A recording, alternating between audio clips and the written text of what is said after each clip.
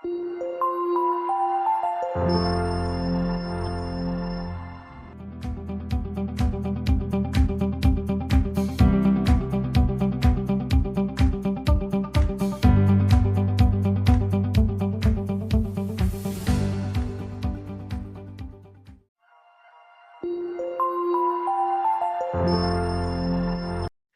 I'm going to share 7 PowerPoint roles. We only talked about a couple of them.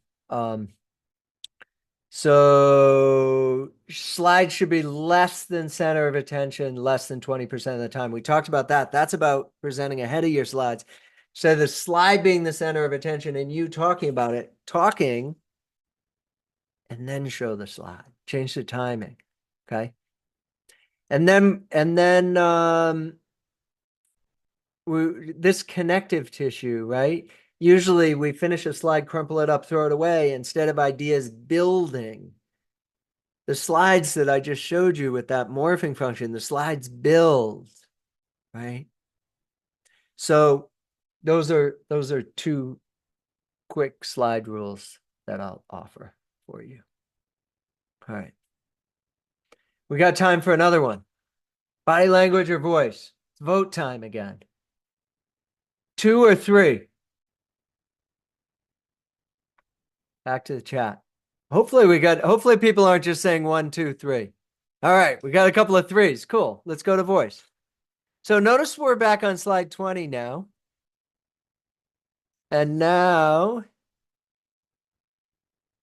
we're going to pop forward all the way to slide 39. Now we've created an interactive deck, right? This is great, by the way, for questions and answers after your presentation.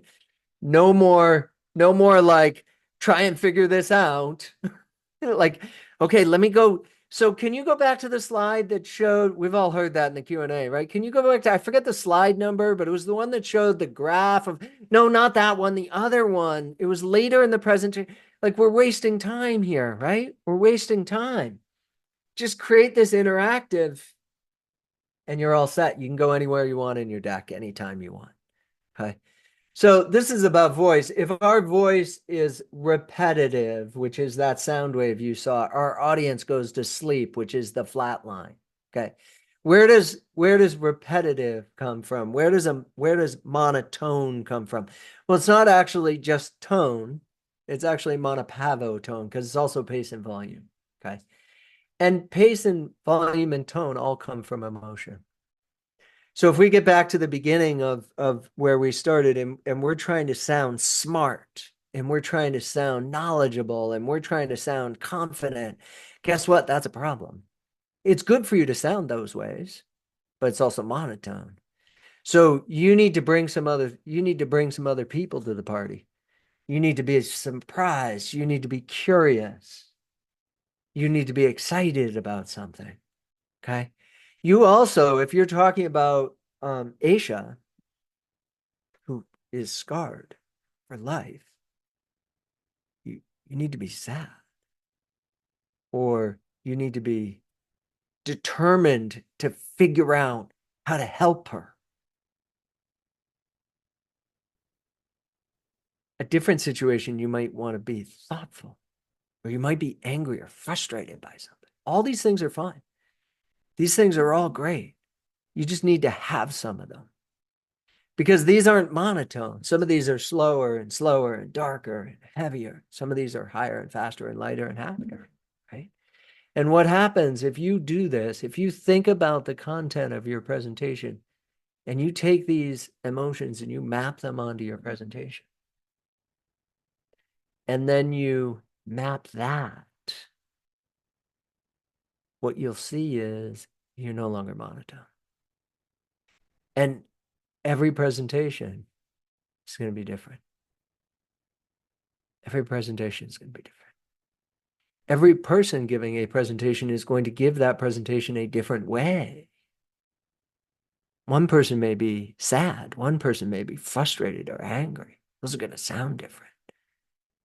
And we're not trying to strategically figure out, oh, what's the best way to sound for this? We're just trying to be authentic. We're just being authentic. How do you actually feel about this stuff? And if you share how you actually feel, We know from research, emotions are contagious.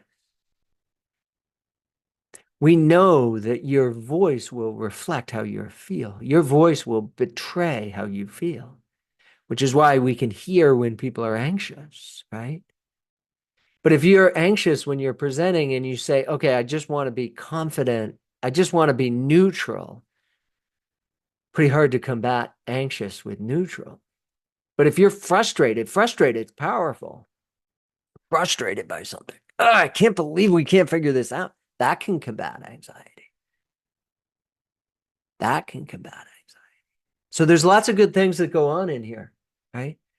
Monotone's gone. Monotone's gone. All right.